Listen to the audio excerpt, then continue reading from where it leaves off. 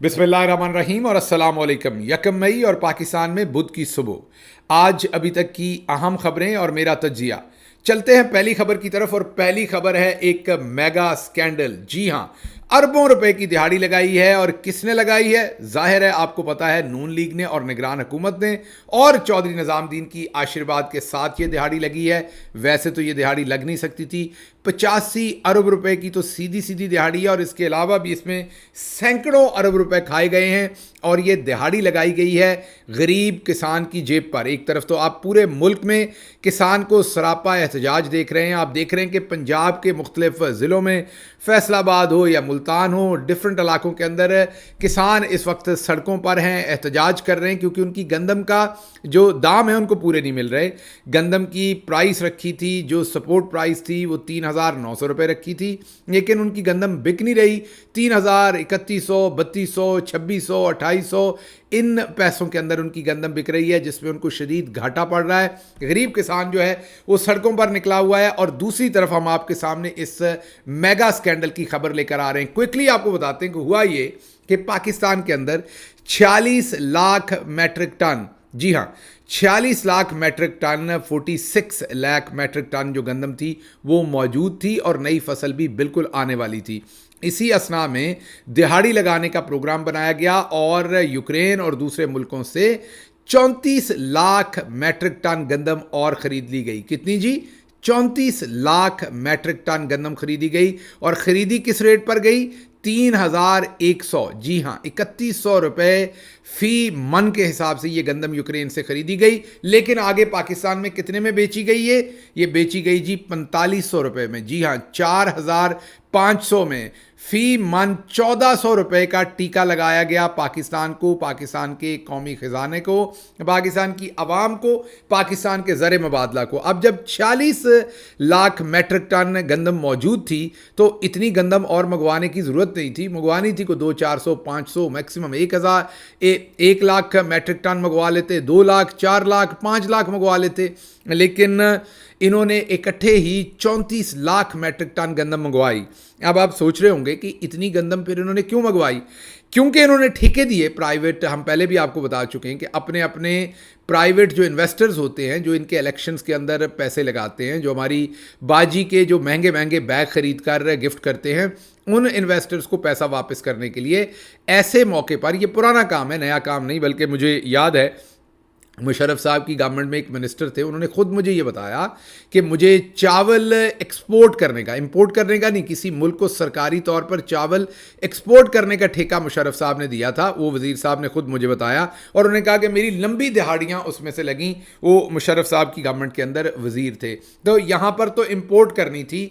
और इसमें सबसे इंटरेस्टिंग बात यह है कि अगर गंदम का जहाज़ जो है वो इम्पोर्ट किया जाए तो 22 दिन तकरीबन लगते हैं उसको पाकिस्तान पहुंचने में, जो बहरी जहाज़ है। लेकिन जैसे ही पंजाब गवर्नमेंट ने ये इजाज़त दी तो ठेकेदार साहब ने 8 दिन के अंदर लाकर जहाज़ जो है वो लंगर अंदाज करवा दिया कराची में। इसका मतलब है जहाज़ पानियों में था और इसका मतलब है ये गंदम पहले से खरीदी जा चुकी थी। इसका मतलब है ये डील यूक्रेन में या जहां से भी ली गई पहले कर ली गई थी और गंदम रवां दवां थी, क्योंकि मामले इतने ज़्यादा तय थे कि वो जो साहब इतनी बड़ी तादाद में गंदम ला रहे थे, 34 लाख मैट्रिक टन, उनको पहले से ही पता था कि इजाज़त मिल जानी है, बल्कि इजाज़त हमने खुद ही देनी है क्योंकि हिस्से होते हैं बीच में। तो ये 34 लाख मैट्रिक टन गंदम जो है ख़रीदी गई। और अगर सिर्फ इस कीमत के फ़र्क को देखें, 3,100 रुपये और 4,500 रुपये, तो 85 अरब रुपये ये बनते हैं। आप करोड़ों रुपये में सोचते हैं कि ये लोग धांधली या घपले करते हैं, यहाँ पे अरबों रुपए के मामलात हैं। तो 85 तो ये हैं। उसके अलावा जो किसान की जेब पे डाका मारा गया, जो मुल्क के ज़र मुबादला से उसको नुकसान पहुंचाया गया, जो गंदम की ज़रूरत नहीं थी फिर भी मंगवा ली गई, किसान की आज गंदम, किसान भी ख्वार हो रहा है और उसकी गंदम भी रुल रही है। इस सब से अगर हिसाब लगाएं तो ये कम अज़ कम कोई 400-500 अरब रुपए का टीका है जो पाकिस्तान को लगा। और हम नहीं ये कह रहे, अभी अभी 300 अरब तक का तो मान के गए हैं कौन? एहसन इकबाल, और कह के गए हैं कि ये निगरान हुकूमत ने किया। दूसरे लफ्ज़ों में मोहसिन नकवी साहब ने किया क्योंकि वो पंजाब के वज़ीर आला थे, और दूसरे लफ्ज़ों में चौधरी निज़ामुद्दीन ने किया क्योंकि मोहसिन नकवी उन्हीं की प्रॉक्सी हैं। तो आप खुद सोच सकते हैं कि निगरान हुकूमत हो या मौजूदा हुकूमत हो, उसमें किस तरीके से टीके लगे। और आज जब किसान सरापा एहतजाज है तो उनके साथ नारवा सलूक किया जा रहा है। किसानों के साथ इस तरीके से सलूक किया जा रहा है जैसे आज एक किसान ने तो बल्कि ये कहा है, सुनिए उसने क्या कहा है। क्या किया एहतजाज करने वास्ते आए हैं। मारो जान मारो आपने सुन लिया कि एक किसान ने कहा कि एहतजाज करने आए हैं, क्या हम हिंदुस्तान में आ गए हैं कि आप हमें इस तरीके से मार रहे हैं। बुजुर्ग किसान थे, चले बुजुर्ग नहीं तो सीनियर किसान आप उनको कह सकते हैं, ज़्यादा उम्र थी और वो अपनी गंदम का सिर्फ रेट लेने के लिए, अपनी आवाज़ उठाने के लिए गली गली पहले उन्होंने पसीना बहाकर ज़मीन का पेट फाड़ कर ये गंदम उगाई और उसके बाद अब वो करिया करिया ख्वार हो रहे हैं इस गंदम का रेट लेने के लिए। और जब एहतजाज के लिए निकले हैं तो आप खुद देख सकते हैं कि पुलिस इनको किस तरीके से वैश्यों की तरह ट्रीट कर रही है, क्रिमिनल जैसा सलूक कर रही है।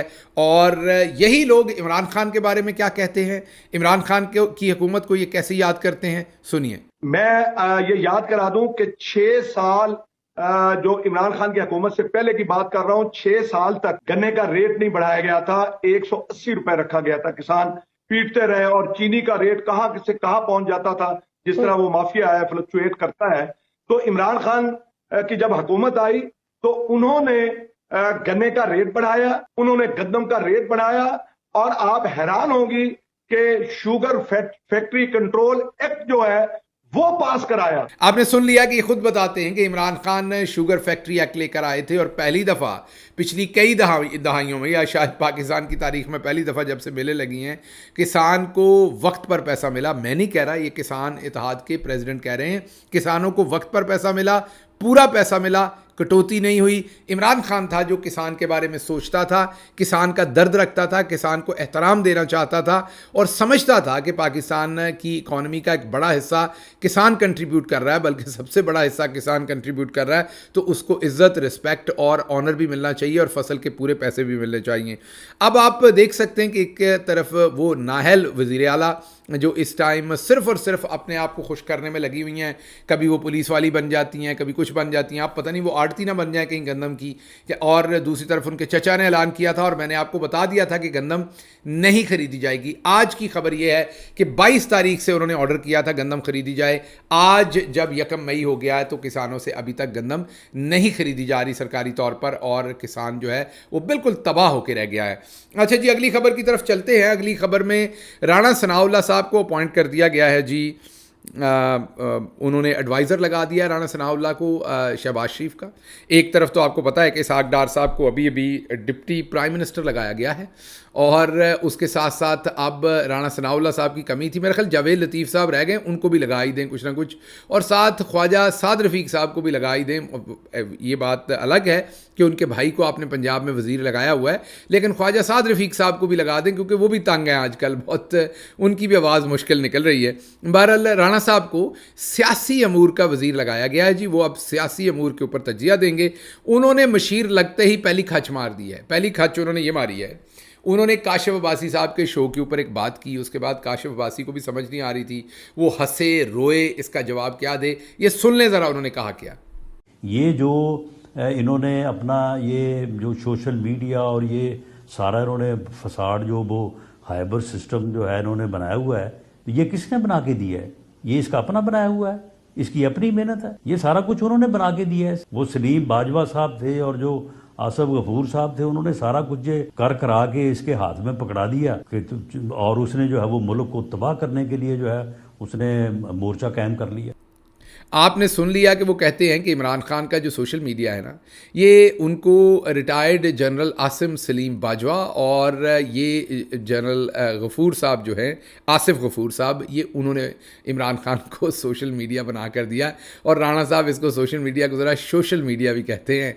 तो चलें, वो खैर है, फैसलाबाद से हैं, इतना तो चलता है काम। इस उम्र में दांत भी कोई एक आध आगे पीछे होता है तो हवा बीच में से निकल जाती है, तो सोशल को अगर सोशल भी कह देते हैं तो कोई बात नहीं, मेरे शहर के हैं, सोशल ही सही।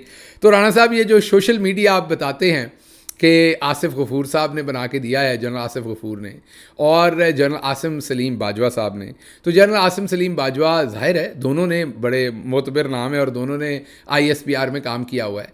लेकिन दो गुजारिशात हैं मेरी। पहली गुजारिश तो ये है कि जब आसिम सलीम बाजवा साहब ब्रिगेडियर होंगे और आसिफ गफूर साहब कर्नल होंगे या मेजर होंगे, उस वक्त इमरान खान के चाहने वाले जो थे वो पाकिस्तान के अंदर सोशल मीडिया में अपने झंडे गाड़ चुके थे और सोशल मीडिया के मैदान को सियासी जमातों के सामने फतह कर चुके थे। बल्कि दूसरे लफ्ज़ों में मैं आपको आज बड़े वसूख से ये बताता हूँ कि जो पाकिस्तान के ISPR ने सोशल मीडिया के अंदर कदम रखा था उसमें भी पाकिस्तान तहरीक इंसाफ की मदद ली गई थी और बड़ा फ़ख्र है हमें उस मदद देने का। उसकी वजह ये कि हमारे मुल्क की फ़ौज है, हम कल को भी मदद करेंगे, आज भी करेंगे, जब भी मदद की ज़रूरत होगी हमारी या जहाँ पर भी हम मदद कर सकेंगे पाकिस्तान तहरीक इंसाफ या हमारे नौजवान या हमारी सोशल मीडिया की टीम दबाकर करेगी। हम अपने इदारों को मजबूत नहीं करेंगे तो किसको करेंगे। बहरहाल आप जो कह रहे हैं कि जिन्होंने हमें बना के दिया, हम आपको ये बता रहे हैं कि हमारी टीमों ने, हमारे जो वॉलंटियर्स हैं उन्होंने मदद की थी जब 5th जनरेशन वॉर थी और उस पर फिर हमारी टीम के लोगों को, वो जिब्रान लियास हों या दूसरे लोग हों, उनको ISPR से अवार्ड भी मिले थे जो उन्होंने 5th जनरेशन वॉर के अंदर ISPR का हाथ बटाया था पाकिस्तान के बयानिए को बनाने में। तो ये रिवर्स है, आपको शायद सोशल मीडिया का इतना पता नहीं राणा साहब, तो ये मामला थोड़ा सा रिवर्स है। दूसरी बात, चलें आपकी बात 1 मिनट के लिए मान लेते हैं। अब बाजवा साहब तो आपको हुकूमत में लेके आए, मैं जनरल कमर जावेद बाजवा की बात करता हूँ। आसिम सलीम बाजवा रिटायर हैं लेकिन कमर जावेद बाजवा साहब के बहुत करीब हैं, तो आप बाजवा साहब को कह के तो आप ये सोशल मीडिया आसिम सलीम बाजवा साहब से आप भी बनवा लेते। आपको किसने रोका? हाथ कंगन को आरसी क्या? आपने ये खुद ही बनवा लेना था सोशल मीडिया उनसे। बाजवा साहब ने जब आपके इस तरह के जोकर को वज़ीर आज़म बना दिया माजरत के साथ, तो आपने साथ लगे हाथ सोशल मीडिया बनवा लेना था। अच्छा चलें, आसिम सलीम बाजवा साहब तो रिटायर हो गए ना, आपका ये होगा कि वो रिटायर हो गए, वो हमें क्यों बना के देंगे। तो जनरल आसिफ गफूर जो है वो तो सर्विंग है, मैंने जैसे पहले भी कहा, तो आप उनसे सोशल मीडिया बनवा लेते। तो अब आप मुझे बताइए कि जब आपको पाकिस्तान की मिलिट्री इस्टेब्लिशमेंट है वो 17 सीटों पे वज़ीर आज़म बना के दे रही है, 38 सीटों पे बाजी को चीफ मिनिस्टर बना के दे रही है, आप जैसे हारे हुए शख्स को मुशीर लगा रहे हैं, जो इसाक डार साहब हैं उनको डिप्टी प्राइम मिनिस्टर लगा रहे हैं, सारों को आपने ओहदे दे दिए। तो ये सोशल मीडिया भी बनवा लेना था लगे हाथ, आपने मिलिट्री इस्टेब्लिशमेंट से ये काम क्यों नहीं किया? तो राणा साहब ये आपका काम नहीं है, आप कोई और काम किया करेंगे, आप किसी और को काम दे दें जिसको सोशल मीडिया का पता है ना। अपना मजाक उड़वाएं, ये पहला दिन था, आपने पहले दिन अपनी जागसाई करवाई है। अच्छा जी, डॉन का अदारिया है, डॉन ने अपने अदारिये में ये लिखा है कि जो इसाक डार साहब को डिप्टी प्राइम मिनिस्टर बनाया गया ये एक मज़का खेज़ बात है। उन्होंने कहा कि एक मजाक है, ये एक स्टूपिड हरकत है, और उन्होंने ये भी कहा कि ये 2 दफ़ा पहले भी ऐसा हुआ है, 3 दफ़ा हुआ है, लेकिन उन्होंने 2 दफ़ा हवाला दिया। एक तो नुसरत भुट्टो साहबा को बनाया गया था मरहुमा को, और एक परवेज़ अलाई साहब को बनाया गया था। दोनों दफ़ा शायद गालिबन पीपल्स पार्टी की हुकूमत थी, और उन्होंने कहा कि ये सही हासिल है, इससे कोई कुछ हासिल होने वाला नहीं। लेकिन डॉन ने बड़ी इंपॉर्टेंट बात की, उन्होंने कहा कि जो वज़ीर ख़जाना है ना, जो चौधरी निज़ामुद्दीन ने अपना लगाया हुआ है औरंगज़ेब साहब, असल में इसहाक डार वज़ीर ख़जाना बनना चाहते थे, नवाज शरीफ बनवाना चाहते थे, निज़ामुद्दीन ने इनकार कर दिया। ये तो हम पहले बता चुके हैं। डॉन आज लिखता है कि अब इसहाक डार साहब की ख्वाहिश थी कि मैं औरंगज़ेब साहब का बॉस बनूं, तो ये डिप्टी प्राइम मिनिस्टर बनाकर उनको उनका बॉस बनाने की कोशिश की गई है। तो मैं इसहाक डार साहब आपको पहले ही बता दूं, साइकिल मुझे पता चला आप पहले किसी ज़माने में ठीक ठूक किया करते थे, तो जनाब ऐसा ना कीजिएगा। चौधरी निज़ामुद्दीन ने आपकी चैन को तेल दे देना, साइकिल की चैन की मैं बात कर रहा हूँ, तो जनाब उसको तेल दे देना उन्होंने, मतलब कि आपको रिज़ाइन करना पड़ जाना, आप इस खाते में ना पड़ें।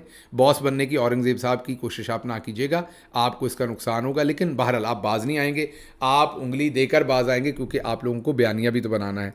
दूसरी तरफ हमें राणा सनाउल्लाह ने कहा था कि हफ्ते 2 हफ्ते में हम बयानिया लेके आएंगे, देख पक रही है। ये मेरा ख्याल सोशल मीडिया वाला बयानिया ही था जो उन्होंने लेके आना था, ज़रा मेरा ख्याल राणा साहब ने पकने नहीं दिया, वक्त से पहले निकाल लिया, इसलिए अब हजीमत हो रही है सोशल मीडिया वाले काम पे।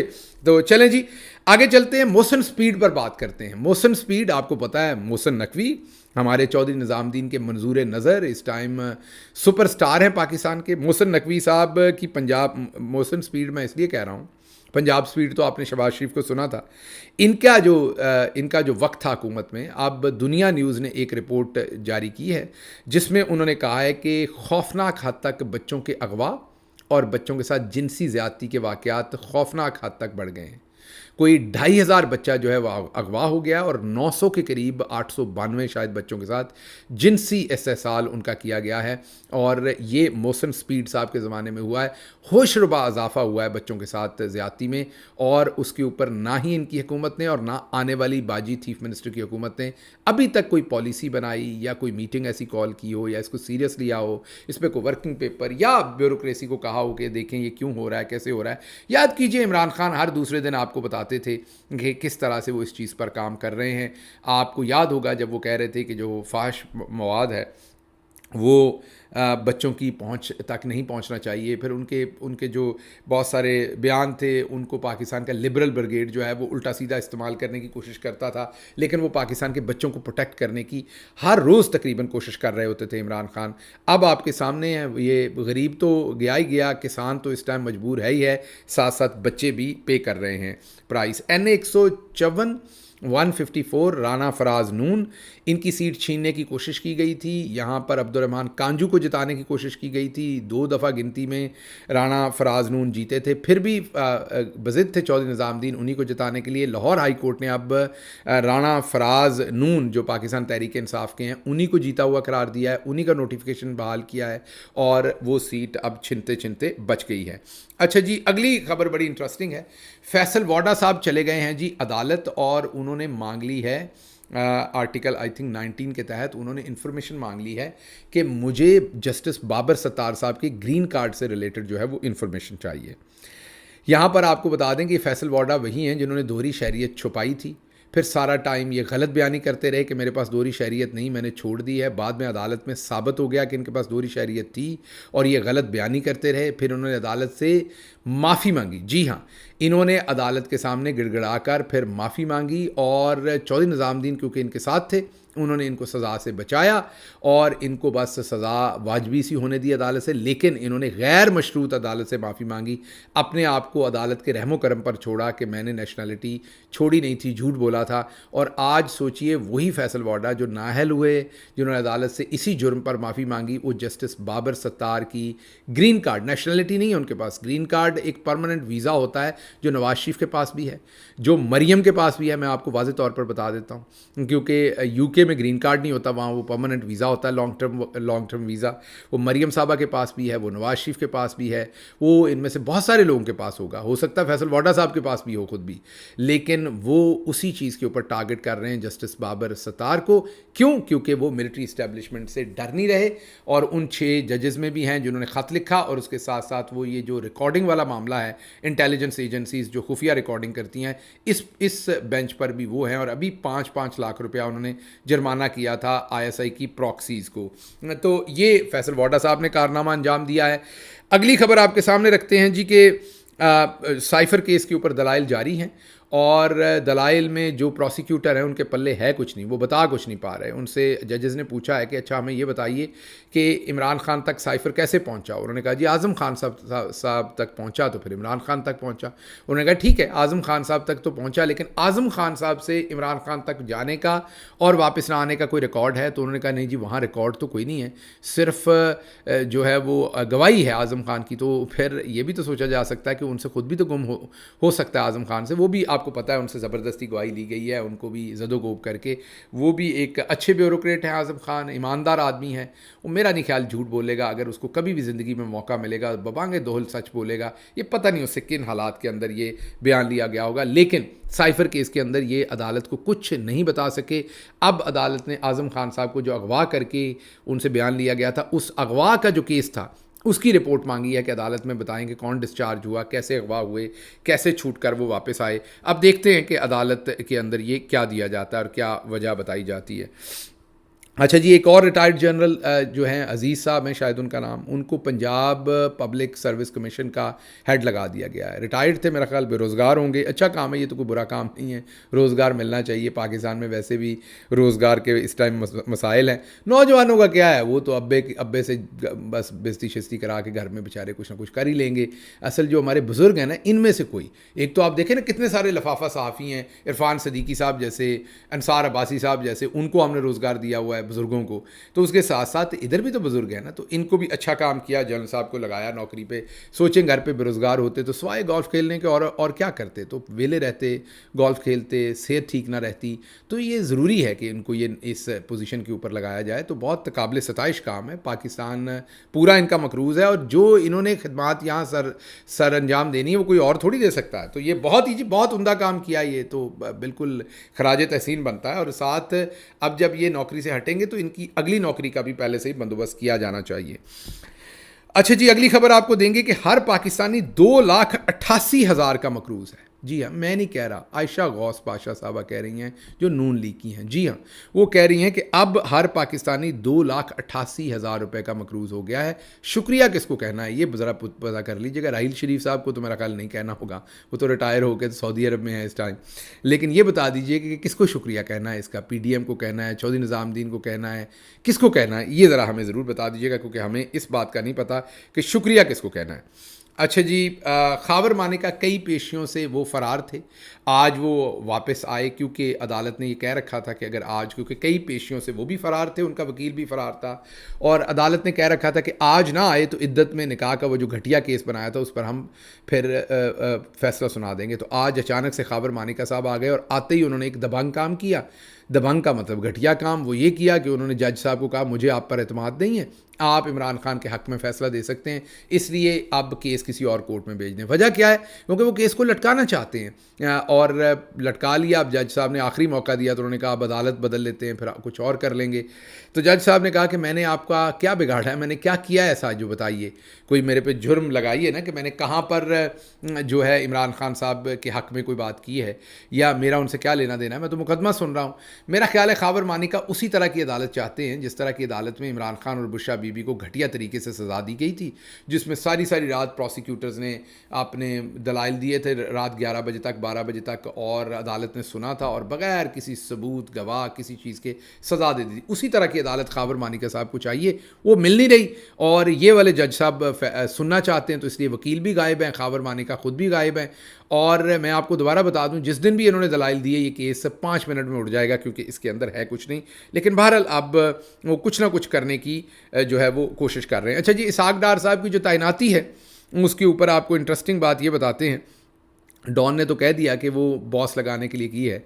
काशिफ अब्बासी साहब ने बड़ा इंटरेस्टिंग सवाल पूछा राणा सनाउल्लाह के उसी इंटरव्यू के अंदर। उन्होंने कहा कि अगर इस आप कहते हैं कि ये पोजीशन बेज़रर सी है, इसका कोई फ़ायदा नहीं है, तो उन्होंने कहा फिर लगाया क्यों है इसहाक डार को अगर बेज़रर पोजीशन है? तो उन्होंने कहा कि बस लोग नहीं जीने देते आपकी तरह के, मतलब कि तानों तिश्नों की वजह से लगाया। मतलब कि वो राणा सनाउल्लाह साहब ने सच्ची बात कह ही दी, निकल ही गई मुँह से उनसे, जैसे सोशल मीडिया वाली निकल गई ना, आज ये भी निकल गई। उन्होंने कहा कि वो बनना तो वज़ीर ख़जाना चाहते थे, अब जब वज़ीर ख़जाना नहीं बनाया तो लोग की ताने देने, तो फिर लोगों के तानों की वजह से भी ये करना ही पड़ता है। तो अब आप हालात देख लें कि कोई there is no method behind this madness. इनके पास कोई प्लान नहीं है, कोई स्ट्रक्चर नहीं है, कोई वजह नहीं है, कोई इसके पीछे कोई स्ट्रैटेजी नहीं है इनको डिप्टी प्राइम मिनिस्टर का। सिर्फ उनको नागवार गुजर रहा था क्योंकि वो समधी हैं, और उन्होंने जाकर नवाज शरीफ साहब से कहा, तो उनको फिर डिप्टी प्राइम मिनिस्टर जो है वो लगा दिया गया। अच्छा जी, खबरें तो और भी बहुत सारी हैं, लेकिन मैं इसके साथ ही आपसे इजाज़त चाहूँगा। अल्लाह आपका हामी और नासिर हो। पाकिस्तान जिंदाबाद।